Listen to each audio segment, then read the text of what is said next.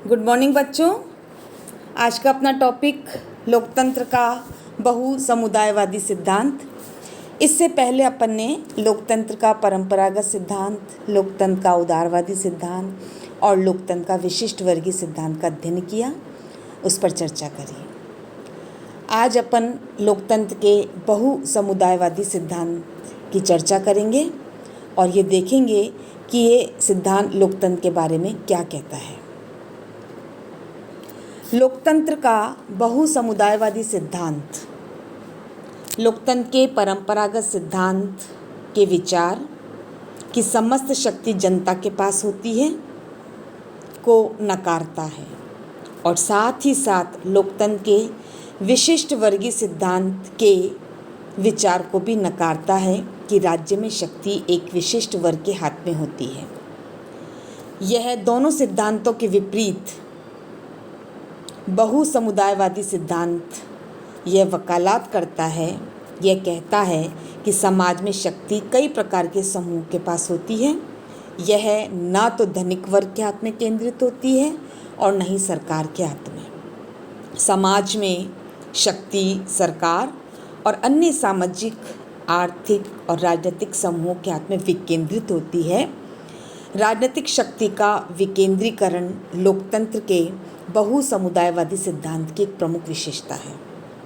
इस सिद्धांत के अनुसार समाज का ढांचा बहु समुदायवादी अथवा संघीय होता है, इसलिए समाज का शक्ति ढांचा भी बहु समुदायवादी अथवा संघीय ही होता है और ऐसा होना भी चाहिए। यानी समाज का ढांचा संघीय है तो समाज के शक्ति का ढांचा भी संघीय होना चाहिए, ये इस पर विश्वास करता है। और ये दो पूर्व परंपरागत सिद्धांत और विशिष्ट वर्गीय सिद्धांत की आलोचना करता है, उसको अस्वीकार करता है और अपने हिसाब से, अपने तर्कों के माध्यम से ये स्पष्ट करता है कि राजनीतिक शक्ति का विकेंद्रीकरण होना चाहिए। तक इसकी परिभाषा का प्रश्न है। साधारण रूप में हम कह सकते हैं कि लोकतंत्र का बहु समुदायवादी सिद्धांत लोकतंत्र को ऐसी राजनीतिक व्यवस्था मानता है जिसमें नीतियों का निर्माण विभिन्न समूहों के आपसी विचार विमर्श और विचारों के आदान प्रदान के रूप में होता है, उनके द्वारा होता है। इसलिए इसमें बहुत से निर्णय के केंद्र होते हैं, यानी शक्ति का, राजनीतिक शक्ति का जो निर्णय केंद्र है या एक नहीं है बल्कि अनेक है, क्योंकि जो भी निर्णय लिए जाते हैं वह समाज के जितने भी समूह हैं वो आपसे विचार विमर्श करते हैं, विचारों का आदान प्रदान होता है और फिर निर्णय लिए जाते हैं। इस प्रकार बहु समुदायवादी लोकतंत्र एक ऐसी सामाजिक राजनीतिक व्यवस्था होती है जिसमें राज्य शक्ति में बहुत से निजी समूहों, हित संगठनों और ऐसे संगठनों द्वारा प्रतिनिधित्व किए जाने वाले व्यक्तियों की भागीदारी होती है। और हम यह स्पष्ट कर सकते हैं कि जहाँ एक समाजशास्त्री समाज में एक विशिष्ट वर्गीय नेतृत्व की बात करता है, वह राजनीति शास्त्री समाज में एक ऐसी बहु समुदायवादी व्यवस्था को मानता है जिसमें शक्ति के कई एक प्रतियोगी समूह भागीदारी होते हैं। यह एक ऐसी व्यवस्था है जिसमें राजनीतिक शक्ति सरकार के विभिन्न विभागों, सरकार के विभिन्न अंगों में बटी हुई होती है, यानी सारी की सारी शक्ति एक स्थान पर केंद्रित ना होकर अनेक स्थानों पर विकेंद्रित होती है। ये सिद्धांत इस चीज़ को मानता है, इस चीज़ को स्वीकार करता है। तो निष्कर्ष क्या हुआ कि समाज में शक्ति न तो सरकार के पास होती है और ना ही लोगों के पास होती है और ना ही विशिष्ट वर्ग के पास होती है, बल्कि समाज में सरकार और विभिन्न राजनीतिक, आर्थिक, राजनीतिक, सामाजिक हित समूहों और निजी संस्थाओं में शक्ति बटी होती है। लोकतंत्र के बहु समुदायवादी सिद्धांत के जो विचारक समर्थन करते हैं उनमें रॉबर्ट ढाल, सारतोरी, प्रेस्थस, हंटर और कई ऐसे विचारक हैं जो लोकतंत्र के इस सिद्धांत को स्वीकार करते हैं, अपने तर्कों के द्वारा इसको ठोस और मजबूत बनाने का प्रयास करते हैं। जहाँ तक इस सिद्धांत की विशेषताओं का प्रश्न है, हम इस सिद्धांत में जो खास चीज़ हमने देखी वो है शक्ति का विकेंद्रीकरण, और हम इन परिभाषा के आधार पर, इस अर्थ के आधार पर इसकी कुछ विशेषता देख सकते हैं। नंबर 1, लोकतंत्र का बहुसमुदायवादी सिद्धांत यह विचार करता है कि राजनीतिक शक्ति न तो केवल सरकार के पास, न ही समझ जनता के पास, न ही नेतृत्व के पास और न ही विशिष्ट वर्ग के पास होती है, अपितु राजनीतिक शक्ति तो उन विभिन्न समूहों, वर्गों, संस्थाओं और संगठनों के पास साझे रूप में होती है जो कि समाज में सक्रिय होते हैं। दूसरी विशेषता, विभिन्न सामाजिक प्रक्रियाओं का प्रतिनिधि करने वाले समूह ही मिलकर सरकार बनाते हैं और राजनीतिक शक्ति का प्रयोग करते हैं। राजनीतिक शक्ति का प्रयोग सरकार के साथ साथ विभिन्न सामाजिक राजनीतिक समूहों और संस्थाओं के द्वारा किया जाता है। यह सिद्धांत राजनीतिक शक्ति के किसी एक केंद्र विशिष्ट वर्ग अथवा नेतृत्व अथवा एक राजनीतिक दल अथवा सरकार में केंद्रीकरण का समर्थन करने वाले जो भी सिद्धांत हैं वो खतरनाक हैं। ये सिद्धांत व्यवहार में सत्तावाद का समर्थन करते हैं, इसलिए बहुसमुदायवादी सिद्धांत इन सभी सिद्धांतों को नकारता है, अस्वीकार करता है, उसको गलत ठहराता है। बहुसमुदायवादी लोकतंत्र एक ऐसी सामाजिक राजनीतिक व्यवस्था होती है जिसमें राज्य शक्ति में बहुत से निजी समूहों, संगठनों द्वारा प्रतिनिधित्व किए जाने वाले व्यक्तियों की भागीदारिता होती है। प्रत्येक राजनीतिक व्यवस्था के निर्णय सहमति से लिए जाते हैं।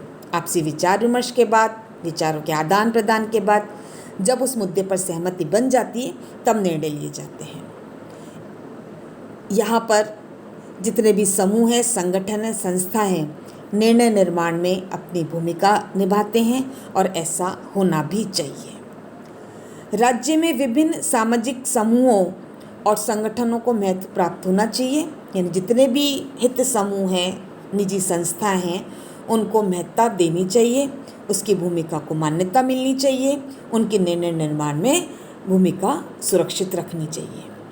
लोकतंत्र का बहुसमुदायवादी सिद्धांत यह भी स्वीकार करता है कि लोगों का व्यवहार तार्किक होता है, वे अच्छे और उचित निर्णय ले सकते हैं, अपने अपने समूह और संगठनों में संगठित होकर राजनीति में भाग लेते हैं।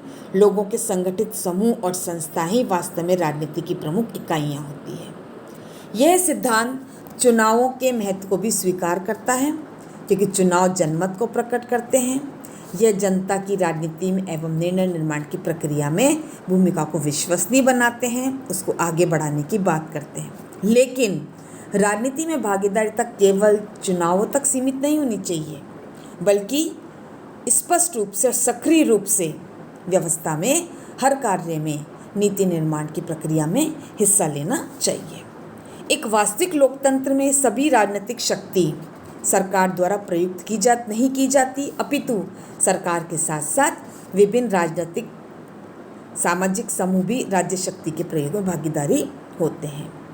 यह सिद्धांत शक्तियों के विकेंद्रीकरण, शक्तियों के पृथक्करण और संघीय व्यवस्था में विद्यमान शक्तियों के विभाजन के सिद्धांत का समर्थन करता है। सेपरेशन ऑफ पावर की थ्योरी में विश्वास करता है, शक्ति के विकेंद्रीकरण में विश्वास करता है और फेडरल सिस्टम में विश्वास करता है। लोकतंत्री राजनीति में शासकों तथा शासितों, सरकार तथा समूह में लगातार संचार होता है। राजनीतिक अंतःक्रियाओं में सभी समूह और संस्थाओं की भागीदारी होती है, जो भी इंटरेक्शन होता है, बातचीत होती है, विचार विमर्श होते हैं। समूह जनता तथा राजनीतिक व्यवस्था में अंतर को कम रखने और उनमें संचार संपर्क को बनाए रखने में महत्वपूर्ण कार्य करते हैं। बहुसमुदायवादी समाज में शक्ति के लिए खुले संघर्ष का समर्थन करता है कि शक्ति का कैसा समर्थन बात होनी चाहिए, खुली होनी चाहिए, जिसमें सभी समूह, संस्थाएं और संगठन स्वतंत्रता रूप से भाग ले सकें, स्वतंत्र रूप से हिस्सा ले सकें।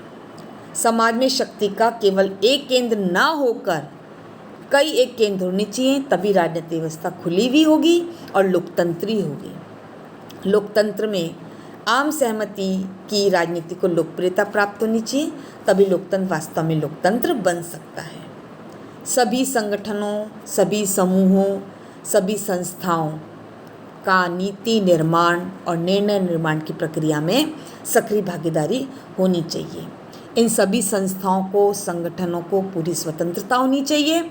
इन उपकरणों को कार्य करने की स्वतंत्रता शक्ति होनी चाहिए। इनकी महत्ता को मान्यता प्राप्त होनी चाहिए। तो ये कुछ विशेषताएं जो बहुसमुदायवादी लोकतंत्र के सिद्धांत को स्पष्ट करती है। इनका स्पष्ट कहना है कि राजनीतिक शक्ति ना तो सरकार में निहित है, ना कुछ लोगों में निहित है, ना विशिष्ट वर्ग में निहित है, बल्कि राजनीतिक शक्ति तो समाज में जितने भी समूह हैं, संस्थाएं हैं, हित समूह हैं, निजी संस्थाएं हैं, संगठन में, उनमें निहित होती है। इन सभी का हिस्सा नीति निर्माण की प्रक्रिया में स्पष्ट रूप से दिखाई देता है।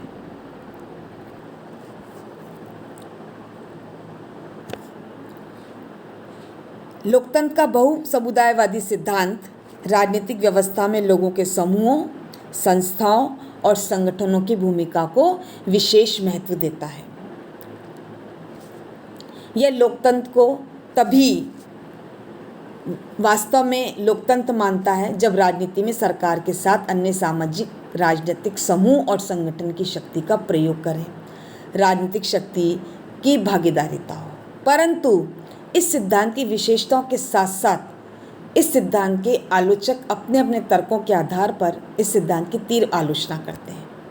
उनकी आलोचना का जो मुख्य बिंदु है वह स्पष्ट करता है कि यह सिद्धांत राज्य की प्रभुसत्ता के सिद्धांत का विरोधी है।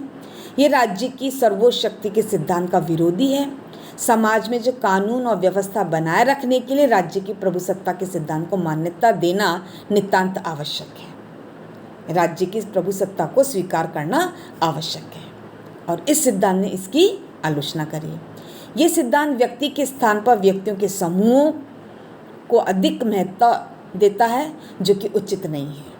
समाज में असंख्यक सामाजिक, राजनीतिक, आर्थिक, सांस्कृतिक समूह विद्यमान होते हैं, परंतु न तो सभी एक समान सक्रिय होते हैं और न ही सभी एक समान महत्वपूर्ण होते हैं, क्योंकि जरूरी नहीं है कि सारे के सारे जो संगठन हैं, समूह हैं, जो संस्था हैं, वो एक समान महत्वपूर्ण हो। कभी कोई महत्वपूर्ण हो सकता है, कभी कोई महत्वपूर्ण हो सकता है। राज्य की प्रभुसत्ता को नकारने और सरकार की अपेक्षा समूह को अधिक महत्व देने वाला यह सिद्धांत अराजकता की बात करता है। आम सहमति की राजनीति सैद्धांतिक रूप से तो सही लगती है, आदर्श रूप प्रस्तुत करती, लेकिन व्यवहारिक रूप में यह अवसर पर संभव नहीं होती है। बहुमत से निर्णय निर्माण का सिद्धांत लोकतंत्री भी है और व्यवहारिक भी है। विशिष्ट वर्गीय सिद्धांत के समर्थक यह नहीं मानते कि समाज में सभी समूहों का महत्व एवं समान होना है तथा सभी समूह राजनीति, नीति निर्माण और निर्णय निर्माण में भाग ले सकते हैं तथा भाग लेते भी हैं। इसके अनुसार केवल राजनीतिक विशिष्ट वर्ग अथवा शासक वर्गीय राजनीति में दृढ़ भाग लेता है तथा नीति एवं निर्णय निर्माण करता है। तो ये भी एक मुख्य आलोचना का बिंदु कहा जा सकता है। परंपरागत लोकतंत्र के समर्थक लोकतंत्र के बहुसमुदायवादी सिद्धांत की इस आधार पर आलोचना करते हैं, क्योंकि यह लोक प्रभुसत्ता के सिद्धांत में विश्वास नहीं रखता। यह लोगों की तार्किक और बुद्धिमान को तो मानता है, परंतु लोगों की अपेक्षा समूह को अधिक महत्व देता है, ग्रुप्स को अधिक, संस्थाओं को अधिक महत्व देता है, जो कि संभव नहीं है। राज्य की प्रभुसत्ता कानूनी रूप से सर्वोच्च है, अविभाज्य है, जिसका विभाजन संभव नहीं है, जिसका विभाजन नहीं किया जा सकता है। समाज में विद्यमान समूह, संस्थाएं, संगठन राज्य के कानून के अधीन ही कार्य करते हैं। समाज में शांति बनाए रखना, व्यवस्था बनाए रखना राज्य का कार्य है और यह अत्यंत आवश्यक है। समाज में कई ऐसे समूह और संगठन होते हैं जो एक दूसरे का सदैव विरोध करते हैं। उन पर राज्य की शक्ति को लागू करना आवश्यक होता है, जिससे समाज में शांति व्यवस्था की स्थापना हो सके, विभिन्न समूह और संगठनों में सुचारू अंतःक्रियाओं को संभव बनाया जा सके, और इसलिए राज्य या सरकार की शक्ति का होना आवश्यक है। मार्क्सवादी विचारक इस सिद्धांत की आलोचना करते हुए तर्क देते हैं कि इस सिद्धांत का एकमात्र उद्देश्य लोकतंत्र के मार्क्सवादी सिद्धांत, जो कि एक दलीय शासन का समर्थन करता है, को नकारना है। फिर यह सिद्धांत बजुर्वा लोकतंत्र का समर्थन करता है। तो ये आलोचना के कुछ बिंदु। अब हम इस निष्कर्ष रूप में हम कह सकते हैं कि लोकतंत्र के बहुसमुदायवादी सिद्धांत की कई आलोचनाएं दिखाई दी, सीमाएं दिखाई गई, कई आधार स्पष्ट किए गए। वास्तव में बहुसमुदायवादों की लोकप्रियता कम होने के साथ साथ लोकतंत्र के बहुसमुदायवादी सिद्धांत की भी लोकप्रियता कम हो चुकी है। यह समाज एवं राजनीतिक व्यवस्था के समूह के महत्व को आवश्यकता से अधिक सम्मान देने की बात करता है, आवश्यकता से अधिक उनकी भूमिका को स्वीकार करता है।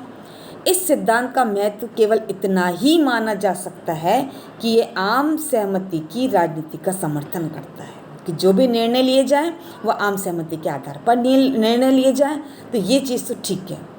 तथा राजनीतिक प्रक्रिया में निजी संस्थाओं, संगठनों और समूह की भूमिका को मान्यता देने की बात करता है, उसकी वकालत करता है, उसको स्वीकार करता है। इसे लोकप्रिय सरकार अथवा जनतंत्रीय व्यवस्था के सिद्धांत के रूप में महत्व तो दिया जा सकता है, परंतु इसे लोकतंत्र का एक संपूर्ण और एक पूर्ण सिद्धांत नहीं माना जा सकता है। धन्यवाद।